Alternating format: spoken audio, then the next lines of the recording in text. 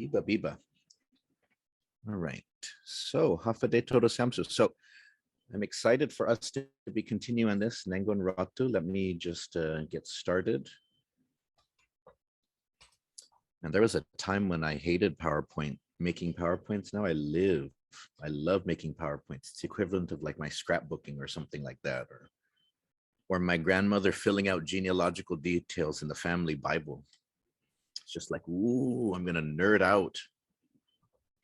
All right, so here we go, Nangon Ratu. Share sound, okay.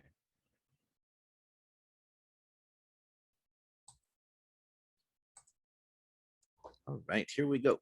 Este segundo na parte, mina hatsa, or mina hugwa dispensa. This is our second part of the Tungo y Haleta cultural lecture series made possible by Hale para Agupa and the Guam Museum. All right, so remember that these lectures are happening as part of the Guam Museum efforts to make our collection, make our resources, make sort of to extend that we have to extend our mandate out, right? So that we can include more people, not just on Guam, but elsewhere in the world, so that even if COVID shuts us down or anything else shuts us down, it doesn't mean that the education, the engagement has to stop. And so I'm very happy once again to Hale para Agupa for organizing this so that I can have time, you know, on my Wednesday mornings to talk and share with all of you the awesome stuff at the Guam Museum and the types of research that other people have done and the types of publications and creative works that people are producing too. All right, so this is our calendar. Last week, Hatsa, we talked about the Poyu, the Atsu Atsu Man. Today, we're going to talk about the upcoming Disney Pixar movie about Guam called no, I'm kidding. The Etgu Hagen, the Jealous Hagen. No, I'm kidding. That would be a funny one if it was. But this one, this clue right here is pretty straightforward. There's a turtle. So we're probably going to talk about turtles, right? And of course, we are going to talk about turtles. So cute.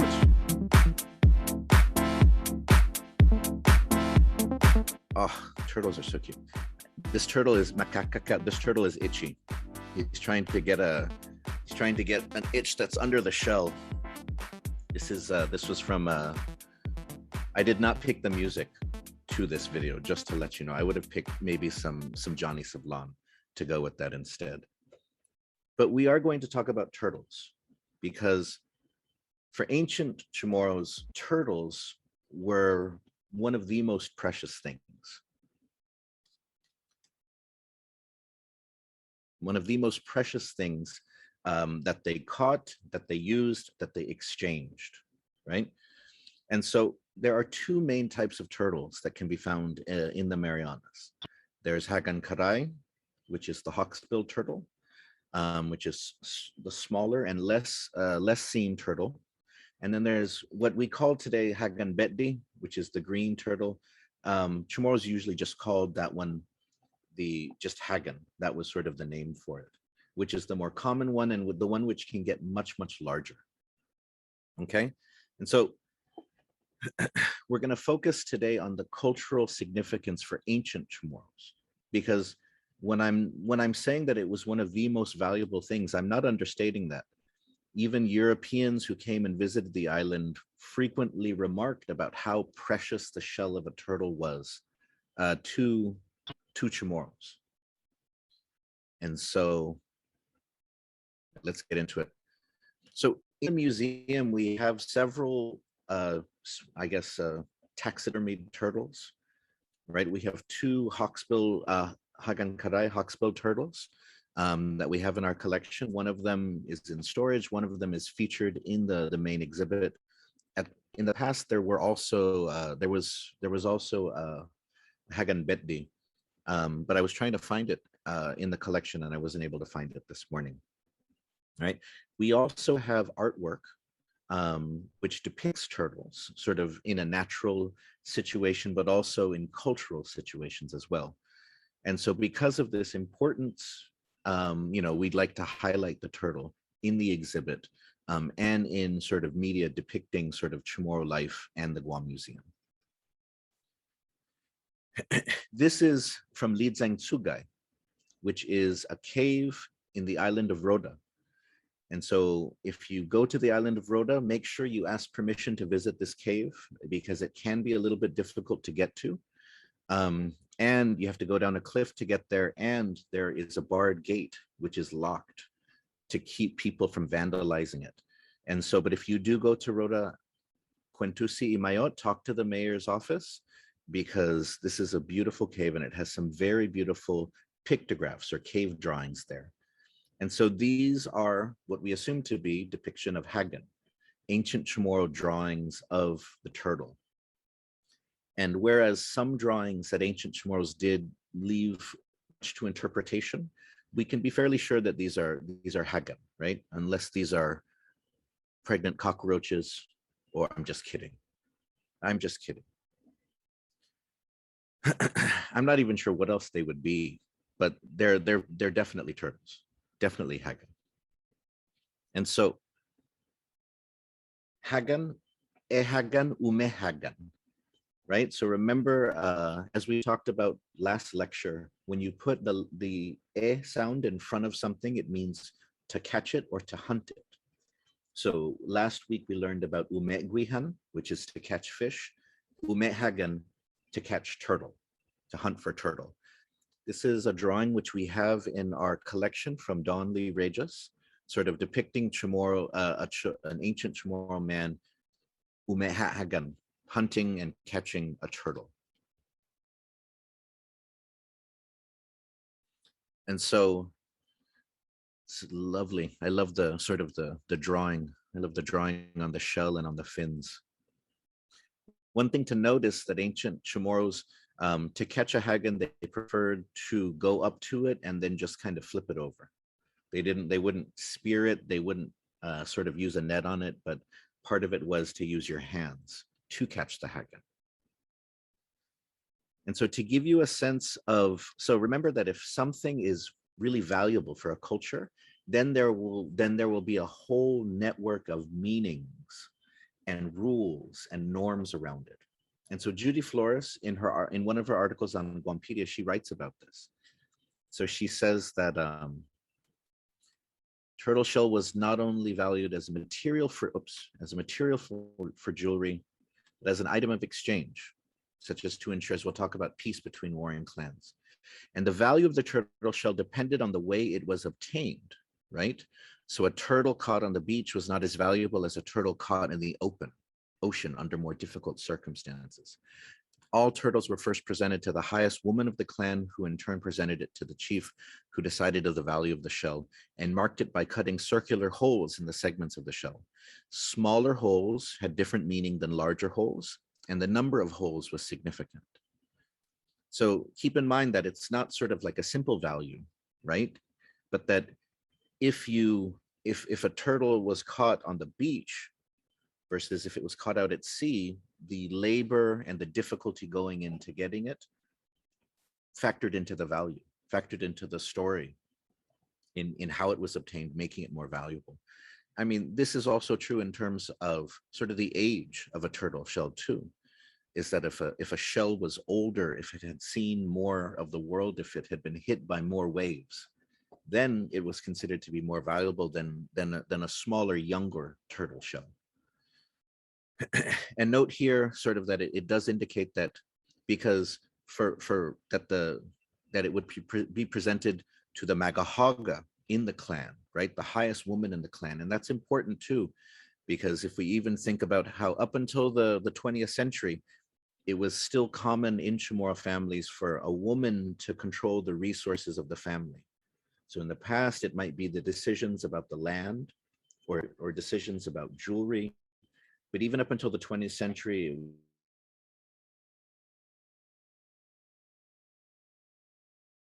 of the family, so that she would sort of dictate how things would be spent or saved.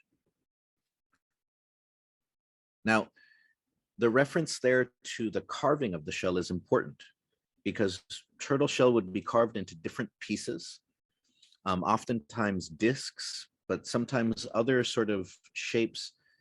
And the amount of, and so sort of it was valuable on its own, but the more holes in it and the smaller the holes, the more valuable it was considered to be. And so these are drawings of what of ancient Chamorro sort of jewelry. So in 1819, these were referred to as alas, which comes from a Spanish word for jewelry. But it was indicated the names of these types of jewelry in ancient times, right? And so so some of these were simple necklaces, some of them were bracelets, some of them were belts that would go around your waist. And so there is, for example, a description of one which would be a large piece of turtle shell which would hang in front of the woman's private parts, and so be connected to a rope that would go around her waist. And so you can imagine that, of course, the care that went into making those sorts of small holes, it was significant, right? And so that, hence the value.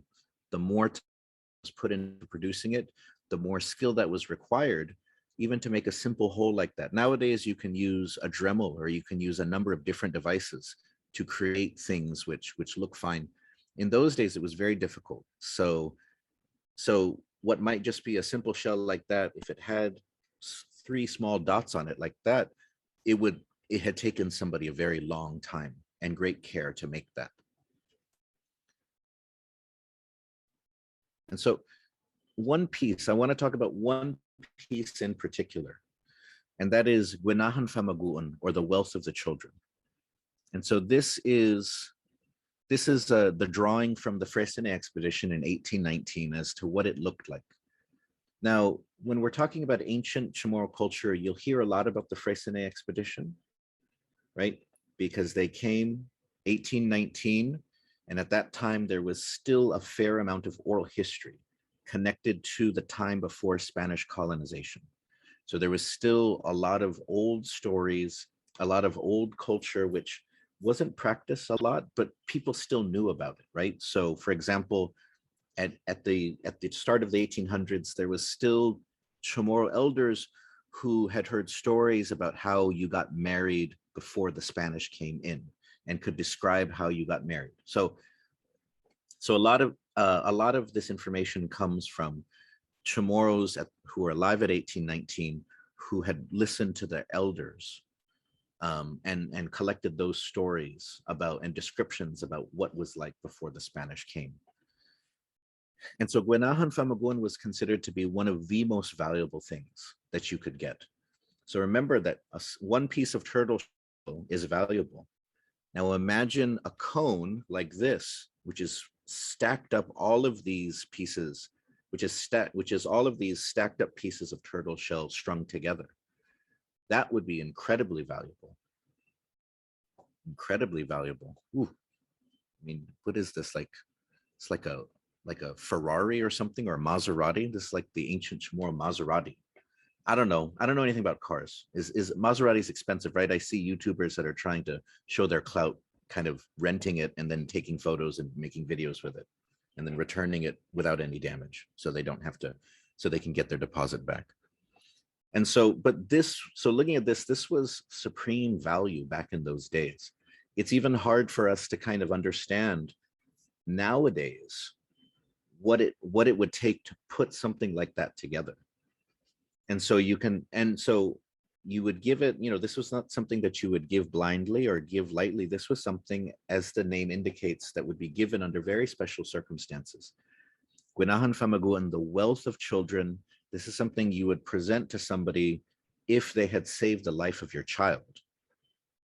So if a young child was saved, perhaps like from drowning or in another circumstance, the family would put their wealth and their time and their resources together to create something like this.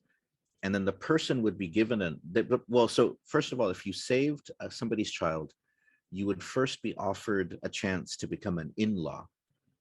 because you had saved one of their relatives, you could choose to become part of the family. And if you did not want to become part of the family, then one of these Guanahan Famaguan would be created for you. And so this is a drawing from the artist Raffan Pinko as to sort of what it might have looked like. The account indicates that it was worn around the neck, right? And so, you know, if you walked around and you had one of these around your neck, it meant that you had saved somebody's child, you know, and that was a very big deal. In the same way, nowadays we say, right, Hadzi Kumantazu, who sings that? I believe that children are the future. Is that Whitney Houston? Anyway, somebody says it. We always say children are our future, right? If you're running for political office, you say children are our future, right? And then you maybe don't support education as much as you probably should, but at least you said that children are our future. And so this is a sort of a way in which CHamoru is expressed. Children are the wealth of the family.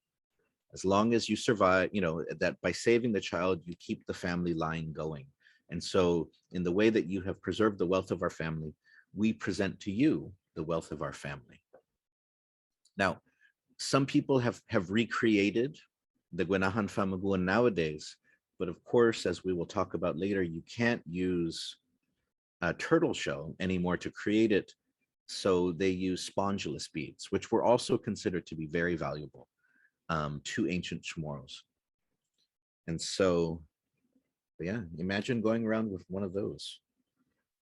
That would be very cool. So let's get into further about the value of these types of shells.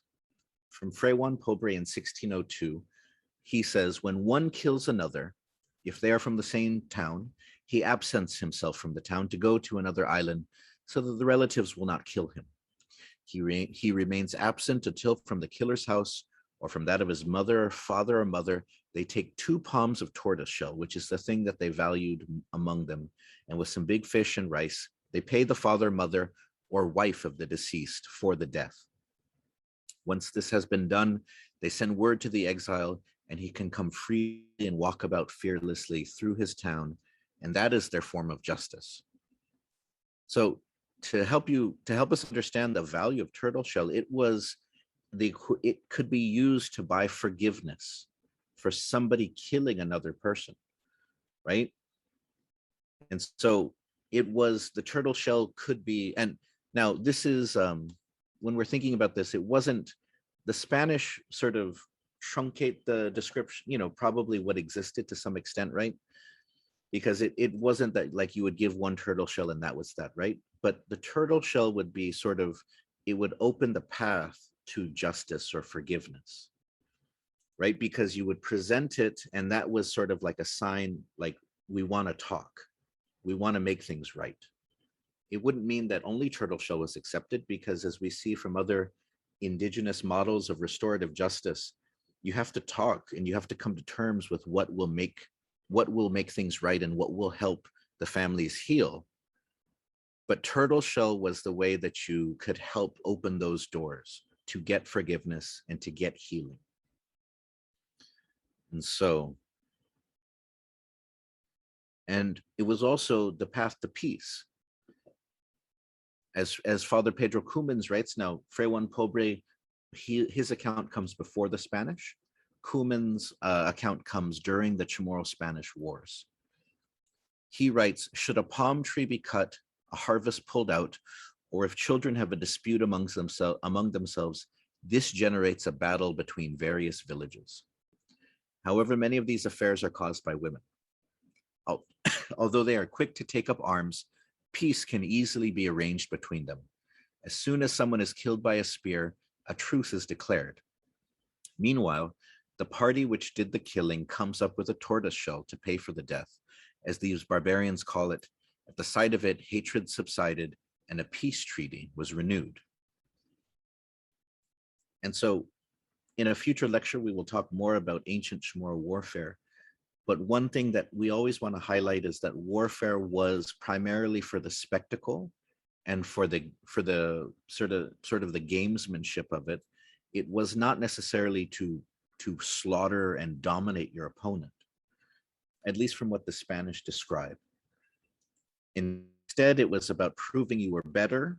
And in fact, one priest writes that Chamorros seemed to go to war just so that they could tell stories about it afterwards and make up songs to make fun of those that they had defeated. That it was more for the story and the glory, not for the killing, right? The killing and the beating. And so what would happen, of course, is that so that when villages or clans would fight against each other, after one or two people had died or was on the ground bleeding, oftentimes those who had put that person on the ground would call for peace, and that they would offer up turtle shell to basically, say, okay, we're good. We don't want anyone else to die. We've proved our point. We are stronger. We are better. Now here's turtle shell. Let's talk about peace. No one else needs to get hurt as part of this battle. And so again, we see the value of turtle shell, that people who are fighting, that even if, that on the battlefield, if one of your cousins or your brothers had been killed, turtle shell and the offering of it would be basically a way to help calm,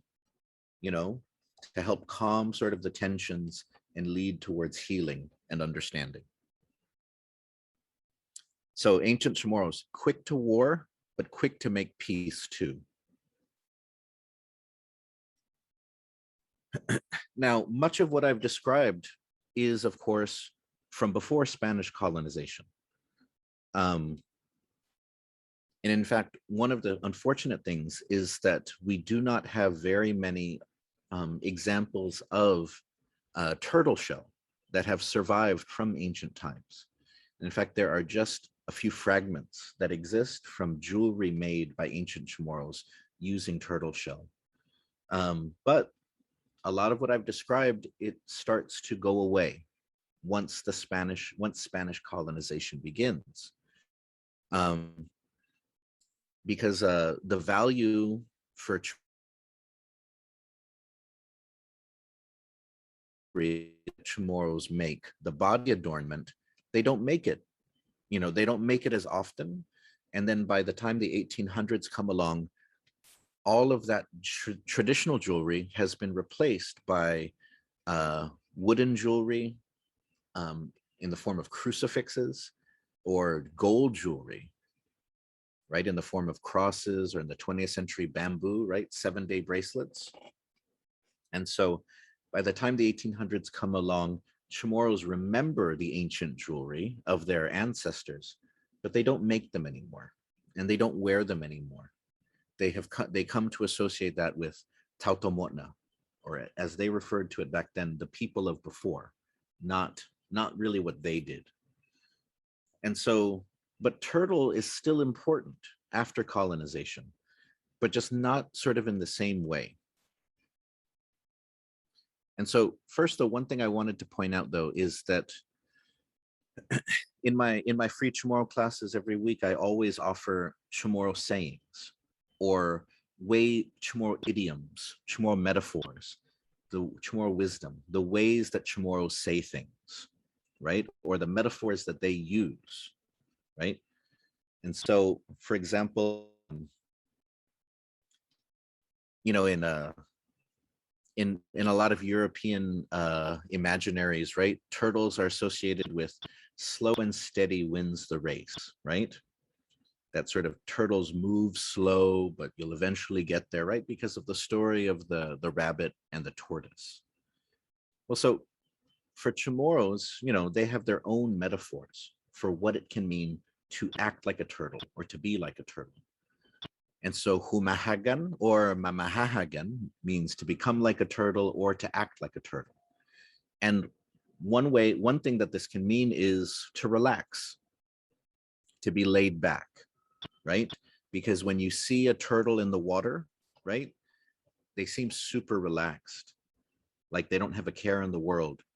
I mean, and I think that's partially why Finding Nemo has turtles as being like these Zen hippies, just sort of traipsing around the globe, dispensing wisdom to lost fish, And so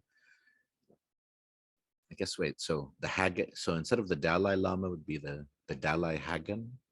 No, anyways, but so, but so when you say somebody is a mamahahagan si Jose, Jose's kicking back. He's acting like a turtle. He's relaxing, right? And it's important that we know how to say how to relax in using CHamoru, right? Because whenever I hear people say, let's chillax, I'm like, chillax, oh my goodness, that's English word chill. And then just the word relax. It's like English on English colonization happening right now. If relaxing is such a CHamoru thing, then let's just find a CHamoru way to say it. So one way that you can say it out of several metaphors is to say, I like to kick back. I like to act like a turtle. Okay. But an older way, which is not as commonly invoked, is to pretend to not to want something when you actually totally do want something. So some of you may be familiar with sort of it's not Peter denying Christ 3 times, but you have to refuse to accept something 3 times before you can respectfully accept it. This is not something I'm good at. If you offer me something, I will take it. I'll take it right away. But traditionally, CHamoru's, somebody says, oh, you're bleeding. Do you want to go to the hospital? No, maulaka ti baba, it's not that bad. Are you sure you don't want to go to the hospital? No, maulaka I'm waiting for my cousin. Are you sure? I can take you right now. No, I'm just gonna pray. And then once they ask one more time, okay, put favor, let's go to the hospital right now. Because you made clear you're not taima malau, you are a respectful person, and now you can take the help. Now you can take what you need, right? But so, yeah, I'm not like that. I don't know how many of you keep up with that. For me, I like to say no once, twice, depending on how much money is in my bank account at that moment. But then 3 times, that's scary. We can't do that nowadays. I mean, Jeff Bezos is launching rockets into space. We don't have time for denying things 3 times. But so when somebody is acting like a turtle, it means like you offer somebody, you say, komalagwa ahu. Do you want some ahu? You say, munga, no. But you're like, hey, malago ahu, ahi mungadzo, basta mamahahagan, stop acting like a turtle. You know you want some, just take it. Suliha, basta mamahahagan. And so this is not necessarily the way a lot of people use turtle nowadays, but it is something that was documented about 100 years ago as a way that CHamoru's would talk about turtle as a metaphor. Oh, dispense you ask any chat. Oh, everyone's talking about 7-day bracelets. Again, so I always remind people, even if you can't speak CHamoru fluently, if you have metaphors or sayings that you can use in CHamoru, always use them. You know that, and it's a great way to pass on wisdom, pass on the worldview of the CHamoru people, even if you might not be fluent yet in the language itself. So after colonization, CHamoru still caught turtles, but it was primarily for food. In ancient times, CHamoru definitely ate turtles, and their shells were very precious to them. But up until the post-World War II, the 60s and 70s, catching turtles was primarily about food, and including also collecting their eggs and then eating their eggs. And so I don't know, has anyone here eaten turtle meat in the Marianas? Now remember, if you ate it after 1978, then that was against the law. So, but cannot be held against you. Whatever happens in Zoom stays in Zoom. Oh wait, dispensa. This is being recorded. And so in the Marianas, you cannot. Now there are other places where you can eat turtle in the world, but in the Marianas, you're not allowed to.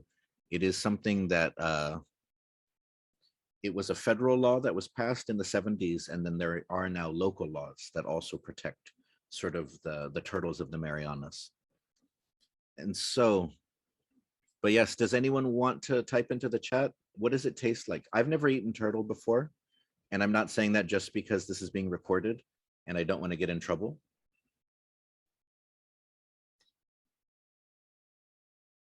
Oh yeah, I do. I have a turtle bracelet too, but it was made before 1978. It was chewy. Interesting. Close to alligator. Interesting. Thank you for saying it, for not saying that it tastes like chicken. All right. So I always like to talk about the cultural masters, and so every chance I get to mention them. I take it. Last week we talked about Taladzeru, Sainan Menhalum Taladzeru, masters of fishing for the Taladza. There is, from the Guam Council on the Arts and Humanities, only one person who is a master for Pescador Hagan. For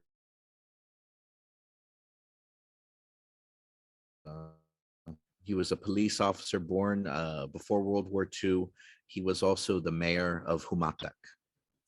And so he's the only person who has been honored, although it was common for fishers before the war and in the 50s and 60s to still catch turtle. It was considered to be a delicacy, sort of like a more special meal, right? Because you didn't catch turtle all the time. And so from the description from his family, it says that whenever Albert Tapachne returned from a fishing trip, he would prepare the captured hagan to be cooked. Either Albert, Pariasaguanya, Olivia, they would take the turtle, remove its hard shell, boil the meat until tender. Once it reached the expected tenderness, then the seasonings would be added, including a variety of spices, mungu, yellow ginger, letsenidzo, coconut milk to the mixture.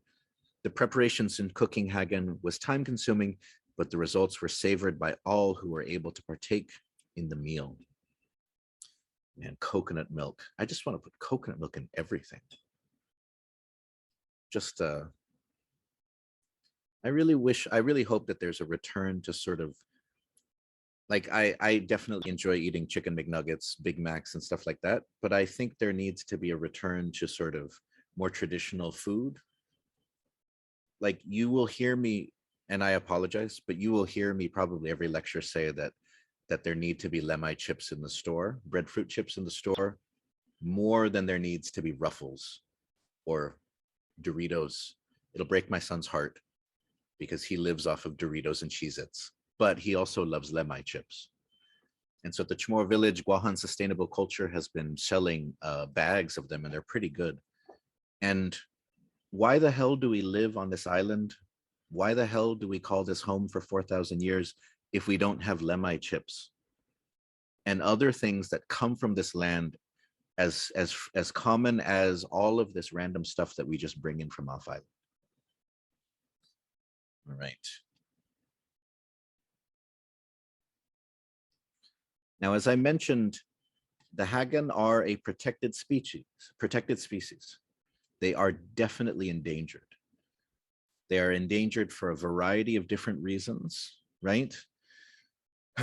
A lot of it dealing with the problems that man has created, right?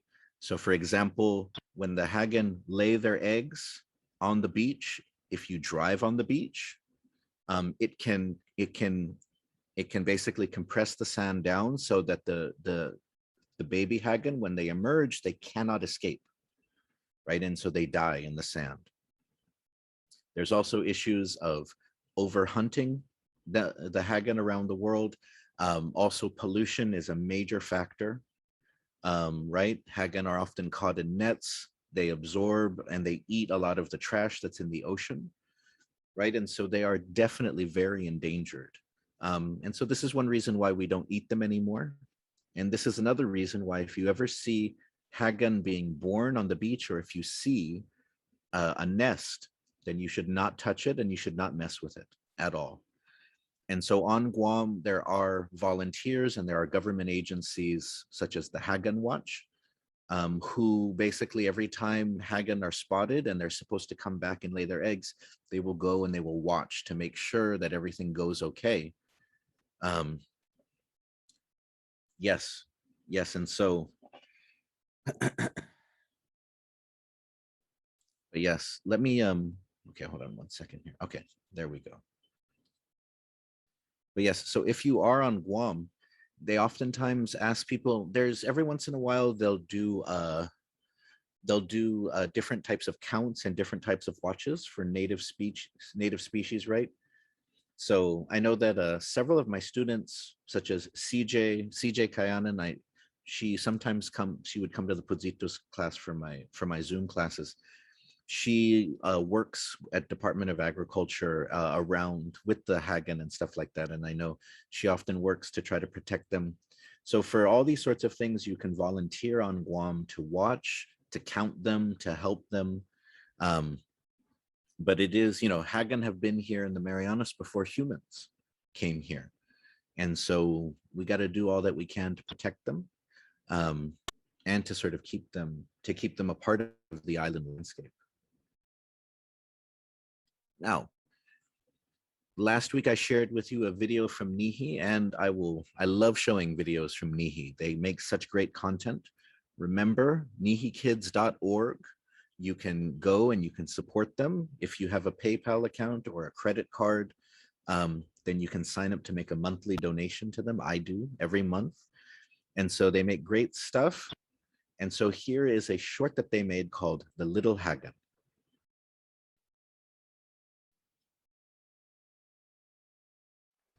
Idikiki Hagen crawls out of Ikokka. Hatituhun kumahulu I atdaw. The tall trunkun nizuk siha swish above her. Mangonta I paluma siha. I inay is soft beneath her feet. Ha'atan urizanya. She looks around. Her brothers and sisters are all gone. Sumuun I sakman kontra I kantun langit. For a moment, she's confused. Sinya hasyenti nagwikwizaha. And then her senses awaken. Hahungu nonanitasi, Mother Ocean. Maila dikiki hagen, ini mogi. Nonanitasi calls her.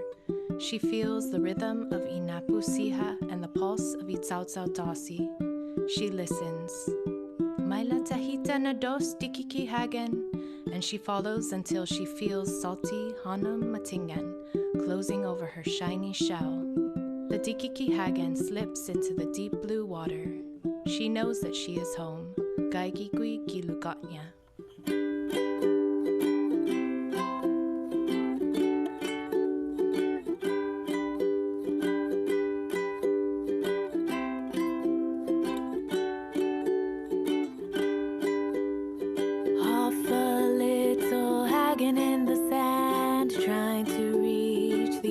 From the land, Nihi little Hagen, come with me.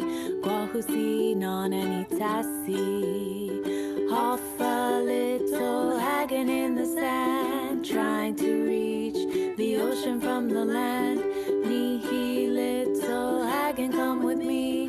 Guahusi non anitasi. Guahusi non anitasi.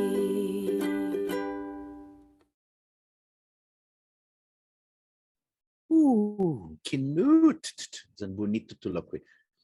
Tenglong adzu na tunadigi hinasoko stuck in my head. Guahusi nan anitasi.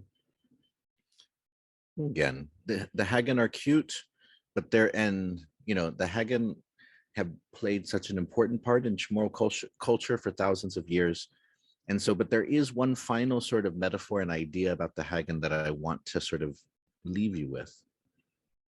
And so one of the most amazing things about, of course, these types of sea turtles, right, is that wherever they are born, they will return to over the course of their lives, and that they will travel thousands of miles.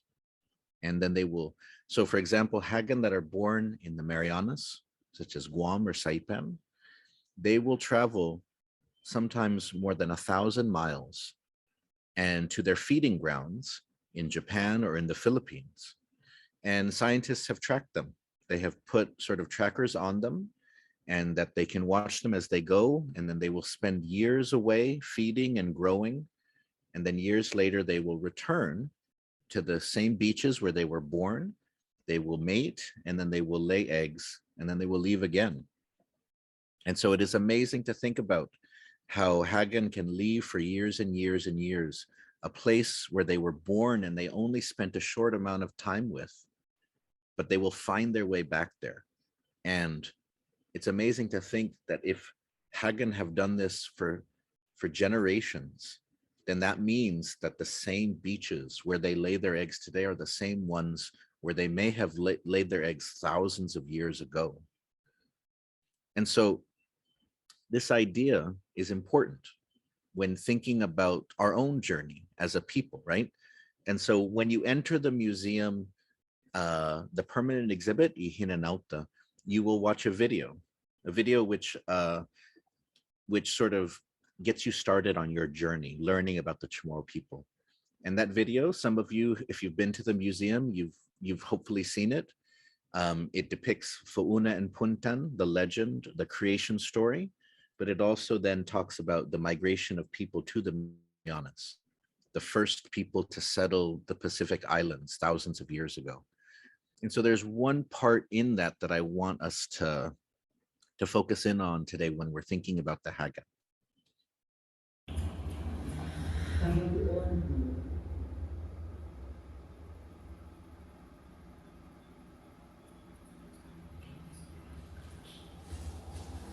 Panginoon who maila za en ekunu bayu samani hanzu purihin nauta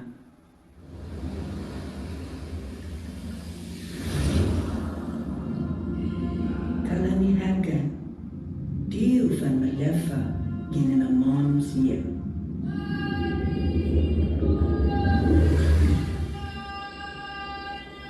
And so thinking about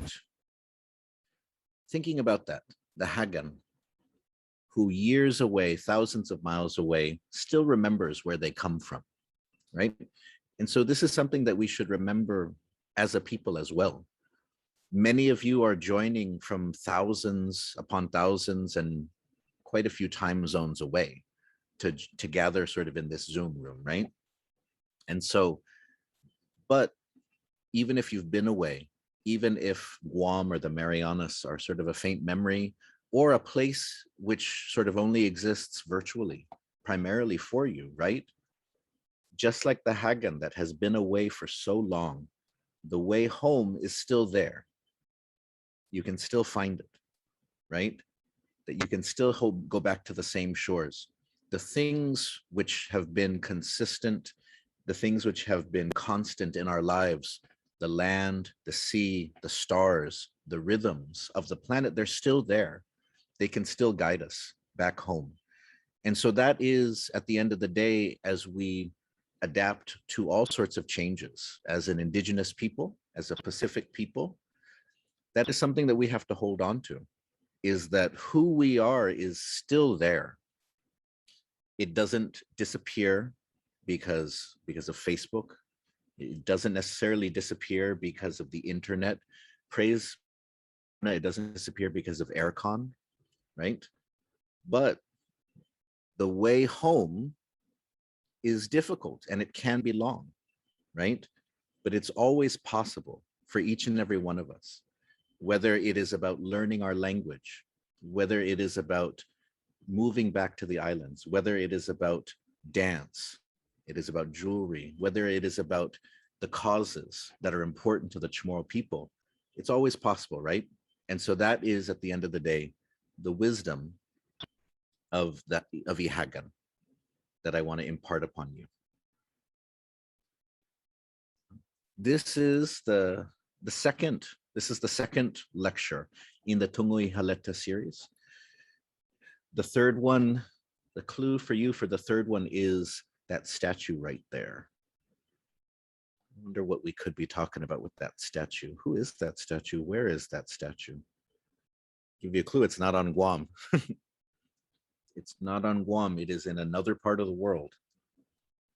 But yes, and so I want to thank all of you though for joining today. We're going to continue on this next week. Now, I wanted to make sure, so for today, I kept it shorter so that there could be more questions at the end.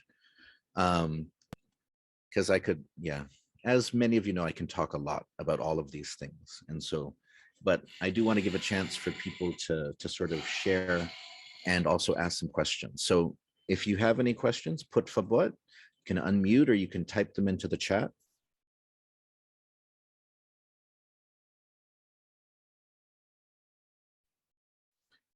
Let me see, hold on, let me go through here real fast.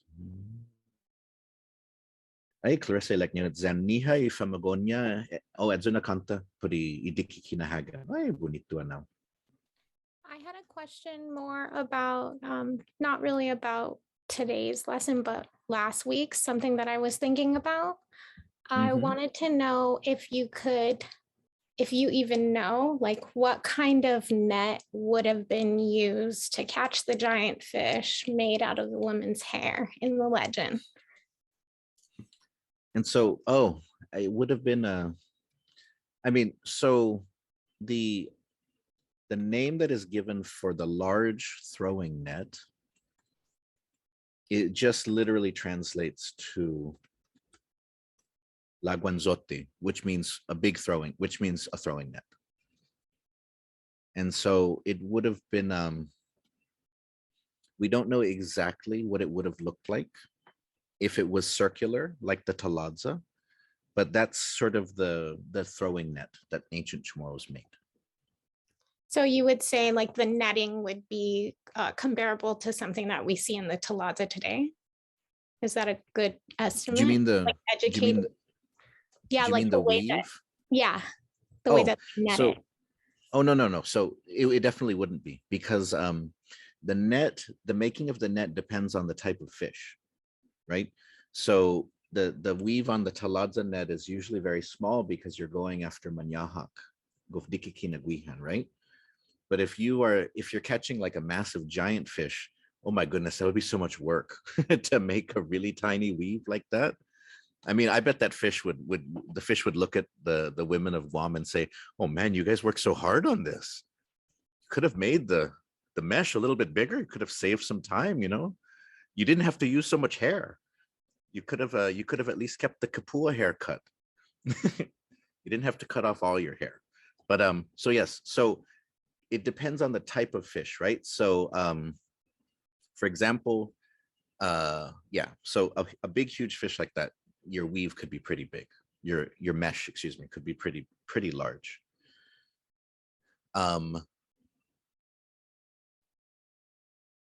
Yes, again.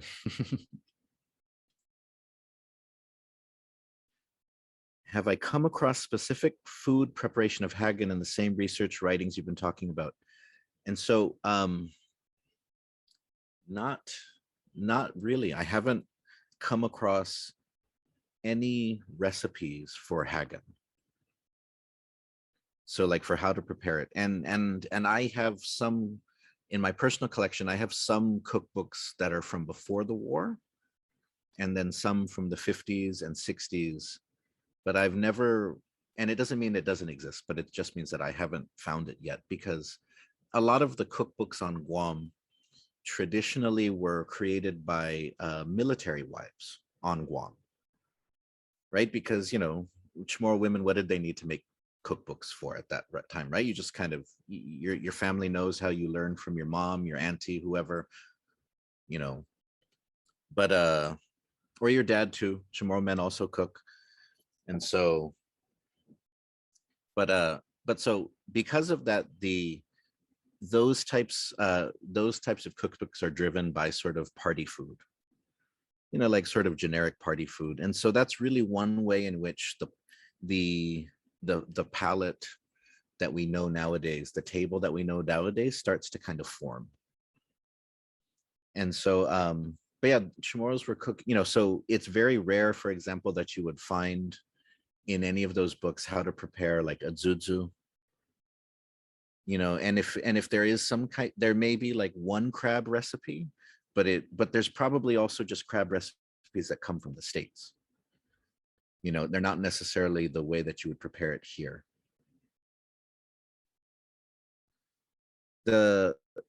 Yes, there are accounts about them eating turtles. Yes.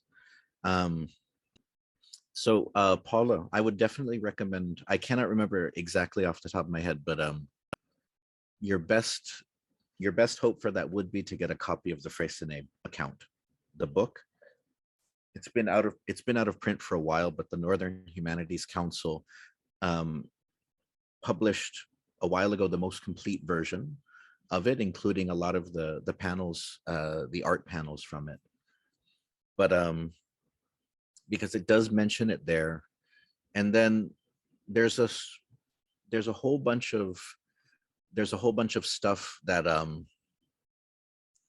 that probably exists, but that we just haven't really gone through yet. Right? Stuff that is still in Spain, or stuff that has been documented, but people haven't looked at it for that sort of thing. Right? So if we think about how we usually talk about Chamorro history or Guam history, it's in the past, it was always focused on like governors and priests and soldiers and so on.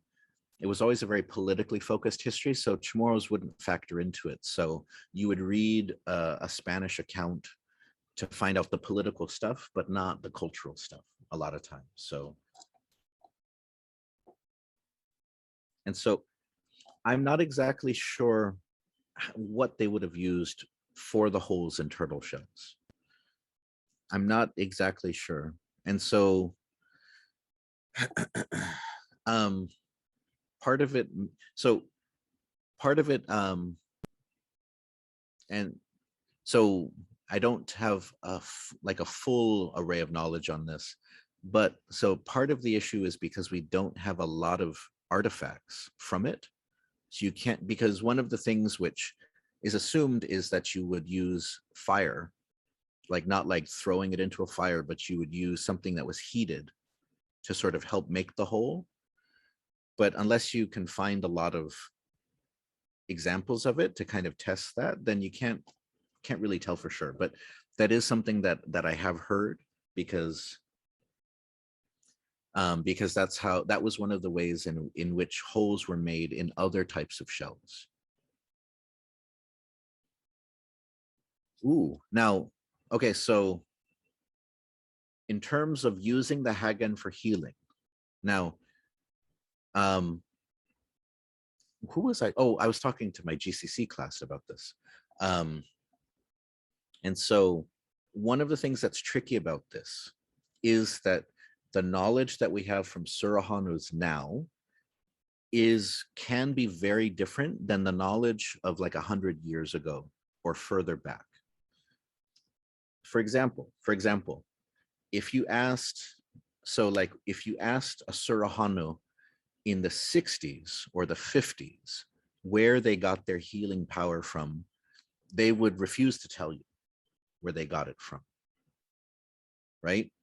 Or they might be very vague. A common thing that was said was, I have friends, or people help, or I get help, but vague about where you get it from, right? Because for them it was kind of a spiritual thing, right? Tautomona, there's spirits that help with the healing and they help tell you things, right? But if you ask Surahanus from the 90s, 80s, and up until today, they'll usually tell you that they get it from God. And they'll usually tell you that they get it from angels. Some of them might, and some of them will go back and forth. So I've spoken to some healers who say, oh, I get it from, they'll tell one crowd, oh, it's from God, and another say it's from the ancestors. And you can get it from everywhere. You can get it from just about everywhere except Amazon, right? You can get that healing power from everywhere except for Gwyneth Paltrow and Goop, right? And so because of this, one thing that's happened is that the knowledge of healing from like 4 generations ago, in some ways it got censored by oftentimes Surahanos themselves, because certain practices weren't in line with how attitudes and identity was changing, right? So for example, in reference to that question, one thing that I do recall somebody saying to me was that turtle blood was used for certain things way back in the day. Now, I can't tell you anything more than that. It was just sort of an interview with, it was a couple from Sumai who were talking about it, and talking about how, because there was a lot of turtles in that area, right? And so actually for families in the Sumai Santa Rita agate area, there was so many more turtles than in other places in that area. So there was a lot of oral history around turtles that you don't find in other families and in other areas because of how frequently you would catch them. One of the most interesting things that I ever heard, and I didn't hear it myself, it was when in the museum, when me and then Victoria Leon Guerrero started working to create the permanent exhibit here for the museum, we did a whole bunch of oral history interviews. And so Victoria talked to a man who was from Santa Rita, from agate, and he shared a story which was really cool. It's the only time I've really ever heard it, in which when he was young before the war, he saw his older uncles, sort of, that they had caught a turtle, and that it was a massive turtle, and that they kind of performed a ceremony around the turtle. They wouldn't tell him what they were doing, and that they collected the blood from the turtle, and that he didn't know, he wasn't told what they were doing, he wasn't a part of this, but he saw it. And so, but the problem though is that those types of things didn't get passed on. So you would kind of see it happening, right?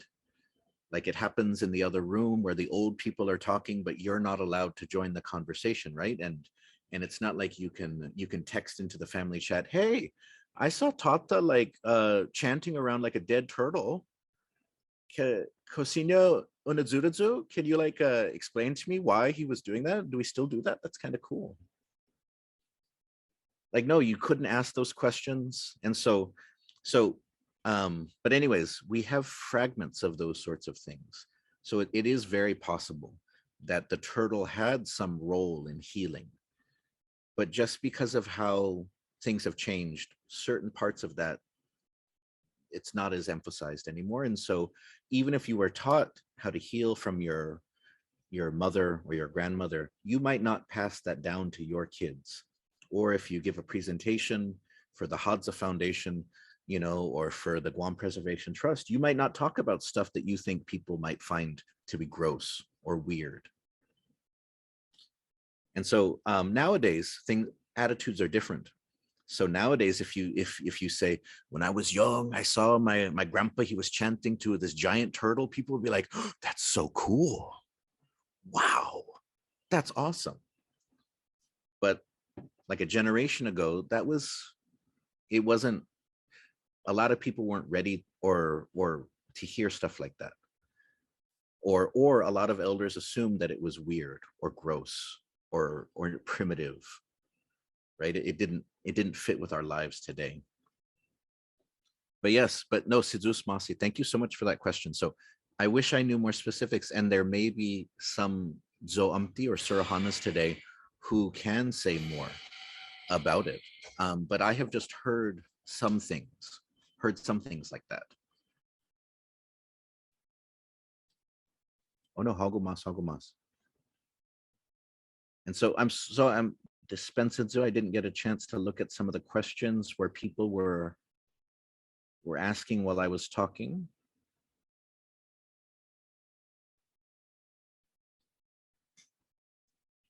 That is, yes.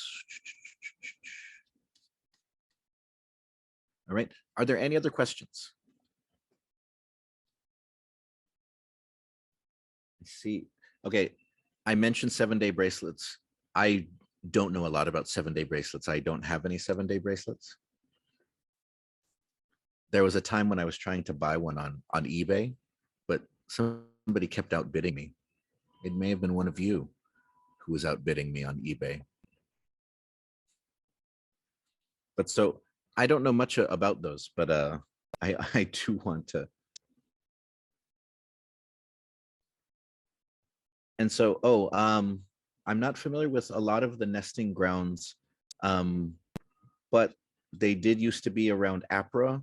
There's still an active nesting ground at Letegsan and in the northern part of the island, right? Because one of the things for turtles is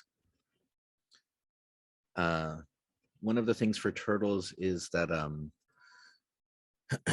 they'll go to the same spots, but if human activity interferes, right, it decreases the chances that the turtles will survive. It also decreases the chances that the turtles will make it right back to the beach. So I know that in the northern beaches where there's less development, where there's less regular human activity, the turtles, the nests are still active up there.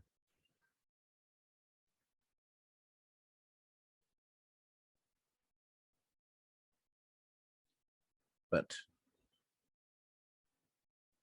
yes, yeah, I don't know much about 7-day bracelets. But yeah, I always assumed that they, because they came in as part of sort of the shift to where CHamoru started to make Spanish style jewelry, sometimes with their own locally influenced designs, but ultimately sort of it was part of, in the 1800s, CHamoru's start to adopt more Hispanic sensibilities of themselves. They still have a distinct identity, but they start to accept that like gold is valuable. Whereas in the 1700s, CHamoru's hadn't really liked a lot of those things from the Spanish, right? So that's why throughout the 1700s, so colonization doesn't mean like everything changes after a flag is planted or after a Chamorro jumps from the cliffs of Aguiguan after losing the fight against Quiroga. Everything doesn't change right after that, right? So in the 1700s, we see Chamorros resisting, but passively, Spanish influence, but then in the 1800s, being more accepting of that influence, right? So in the 1700s, Chamorros, still went naked, but when you came to church, you had to wear clothes. But in the ranch, you would probably ranch in the nude. Well, that's interesting to think about. Nude beaches, there should be nude ranches on Guam too. Anyways, I'm thinking a fundraising option for the Guam Museum, the Men of the Ranch calendar. Anyways, we're going to invert the gendered lens a little bit with that calendar. Just kidding. But so, and even in the start of the 1800s, for example, even though, our mothers or our grandmothers might be a little bit offended by it, women in the early 1800s, when fishing and farming, still went topless. And so I can a lot of, but because of how, but then by the time that the Americans came in, Chamorros no longer did that sort of thing. They had kind of embraced clothes, like a man on the ranch might go shirtless or something like that, or fishing shirtless, but women wore clothes like all the time. And your family policed you and made sure that you were covered up. Like at that time, at the start of the 20th century, Chamorro women would even sometimes wear veils so that you couldn't see any of their flesh, to keep that idea of Catholic purity. And so, but yeah, so that's why to think about what Chamorros it was like in the 1700s. By the end of the 1700s, there was still a few Chamorro canoes, Sakman, that were on Guam. It's hard to tell when the last one disappeared. By the mid 1700s, Chamorros were still hiding skulls of their ancestors away from the Spanish. Some families were still trying to keep that going, right? And that the priests acknowledged that when the Chamorros are in their ranches away from them, they keep alive the old stories that they're not allowed to tell in the villages anymore, right? And so, but yeah, but then the shift, by the time the 1800s come around, you know, the memories of before colonization, before the Spanish are quite far away by that point. And so people just kind of accept, oh, you know, we live this more Hispanicized lifestyle. This is who we are.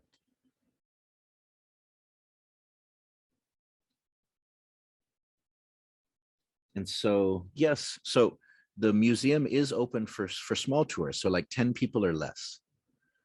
And so, well, if the number of COVID cases go down, then we can fully open. We were fully open for walk-in tour, for walk-ins for a few weeks, and then the number of cases started to increase. So now, so at least for the near future, the museum is open from Tuesdays to Fridays from 10 a.m. to 2 p.m. You just have to call, or you can message me and I can put you on the schedule. And you just need to have proof of vaccination, do a temperature check, put down your name and your contact for contact tracing. But yes, by all means, please, if you are on Guam, please come and visit us at the Guam Museum.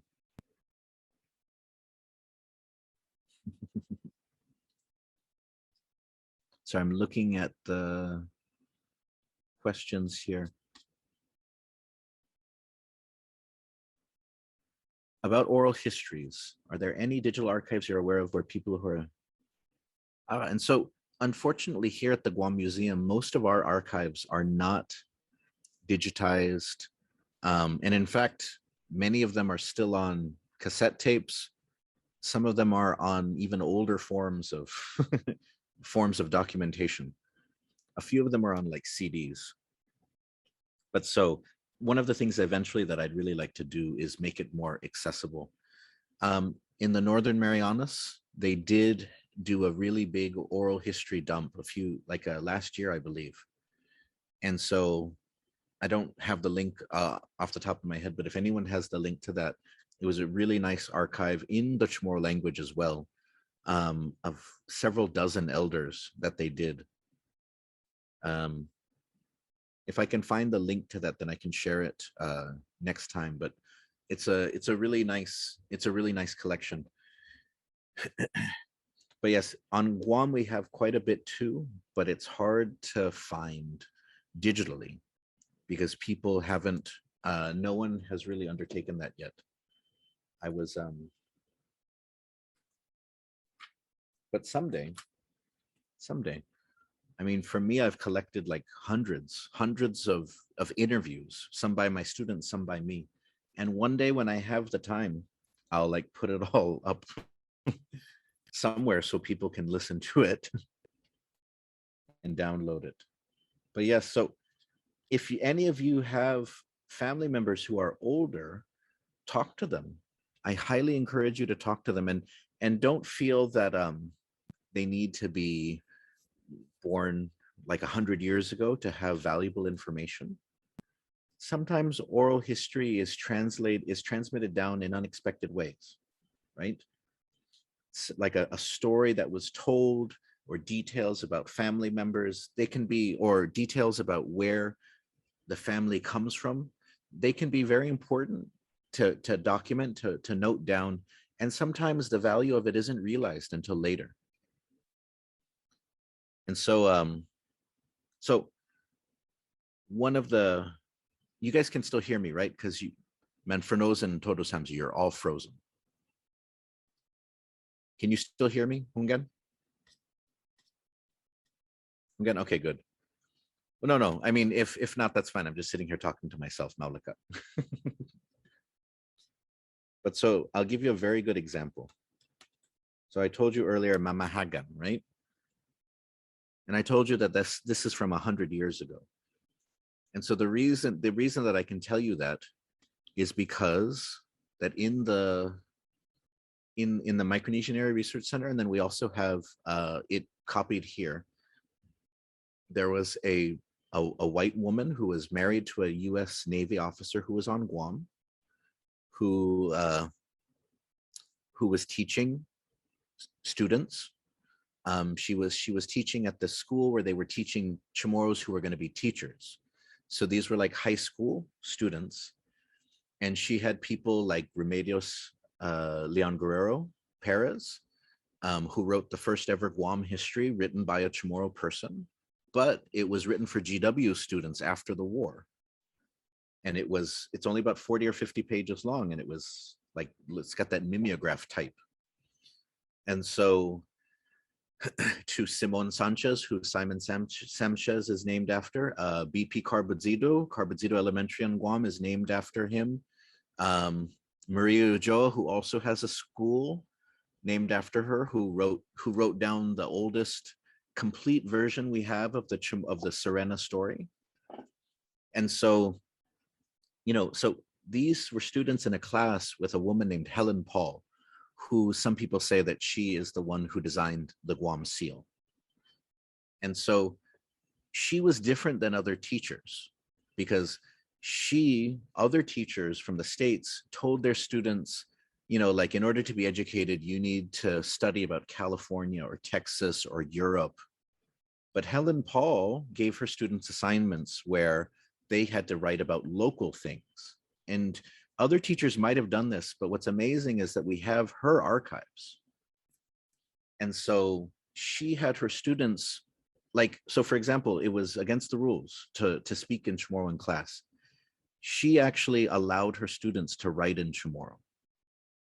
And so she even has in her archives, she has a love letter that one student wrote to another in Chamorro that she caught and that she kept. She couldn't understand what it says, but she typed it up, what was written. And so, and so for these students, they didn't think that what they were doing was probably that important. Because, there was just this teacher who was saying, okay, I want you to write down something that your grandma always says. And then the students would be like, huh, okay. And then they would write it down and say, Timai Mego Sidzus. Or like, they would write down Chamorro sayings, some of which we use today, some of which we don't. One of them wrote down Mamahahagan and then explained, this is what somebody says when you're pretending like you don't want something you really want. Right? And so for those students, they probably didn't think that this was important. It was just something they were doing for class. And so your parents or your grandparents may not think that the knowledge that they have is important. But that's why it's important that we talk to them, because some detail may be fascinating for your family. It may hold some very interesting truth for larger Guam history, for Chamorro history, right? You don't have to be Alexander the Great, or you don't have to be Magellan, or you don't have to be the governor of the island to have important knowledge, right? That's something I always want to remind people about. So if you have older relatives, please talk to them. And don't just focus on the big things, because sometimes people will say, well, I don't have any World War II stories. And say, no, I don't know. So when you were with your friends, like, what games would you play? How would you pass the time? Would you cook? Did you cook things? What would you eat for like sweets? Did you sing any songs? What was the story? Like, do you remember any really old people when you were growing up? Did they tell funny stories? What stories did they tell? And so just ask those questions, and bear in mind that it might take a little while for them to warm up. It might take a little while for them to warm up, but once you get them going and put them back in that moment, then the memories come real quickly. And I'm not like 80 years old, but if you asked me what my second grade was like, I don't know. But I guess if we talked about second grade for a while, and maybe you showed me my yearbook from second grade, then I might start to remember things, and then the memories would come out, right? So, but yes, so get those stories down, get those stories down. And oh yeah, definitely. And even if you are in the States, or if your family's in the States, I am always happy to do oral histories. So for example, if you have an older relative, who you would love to have documented, to have recorded. If you can get them in front of a laptop, you know, I can interview them over Zoom. It can be in English or it can be in CHamoru, and then we'll record it, and then I'll ask them all sorts of questions, and then, you know, at the end of it, you know, I'll give you the file for the interview, so that way your family can have it and you can do whatever you want with it, and then it'll be in my collection of oral history interviews, which eventually one day I'll donate to the Guam Museum and the Micronesian Area Research Center. But so you can do that yourself, or I am always happy to. I love, because some of the things that I tell you come from people who don't think like what they have to say is important. But you spend some time with them, you listen, you absorb, and then you can connect pieces together, right? So when I was talking to you about some of the relationships to Tautomona and spirits, right?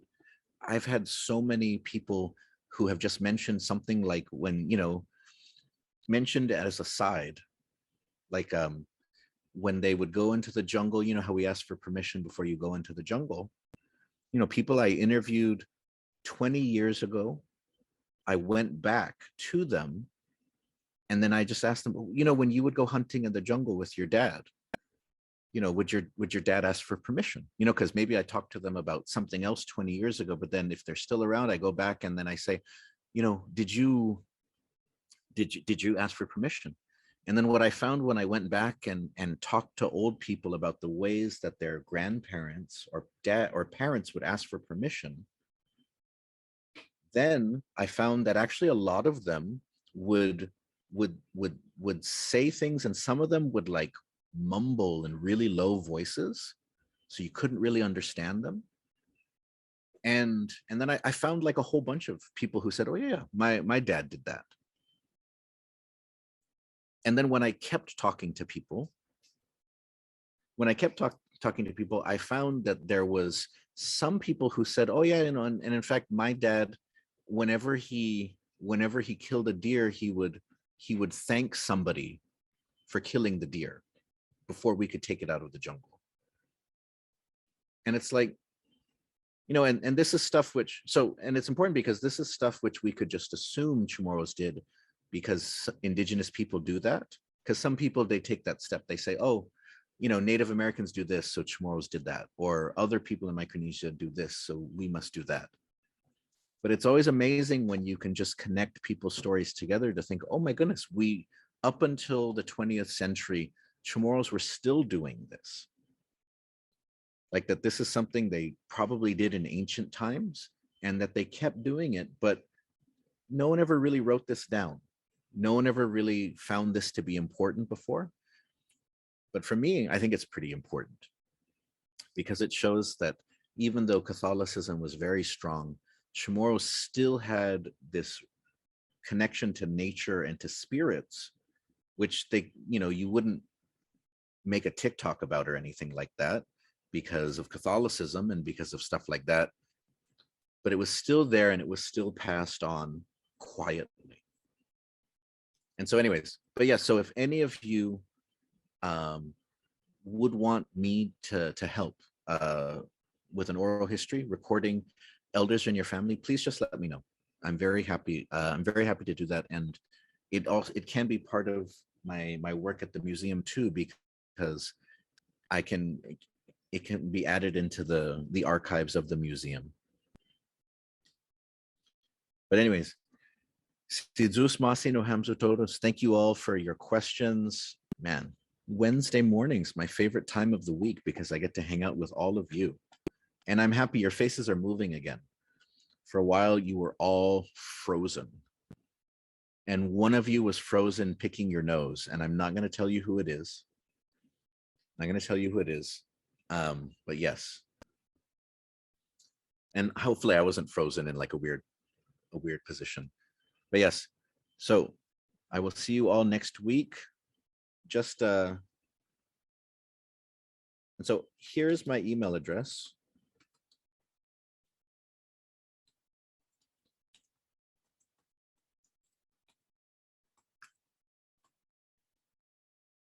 Oops. it's at dca.guam.gov. Michael.Bevacqua at dca.guam.gov.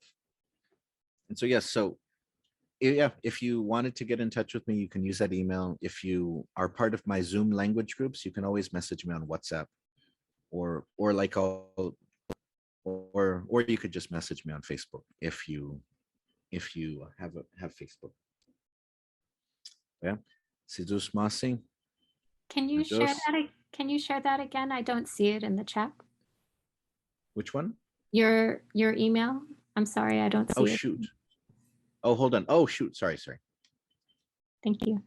I was sending it to the waiting room.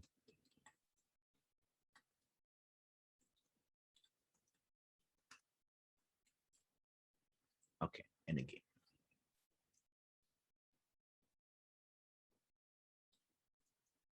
Okay. All right.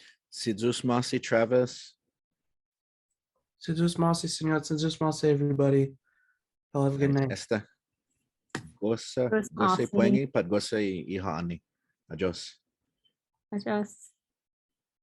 Adios.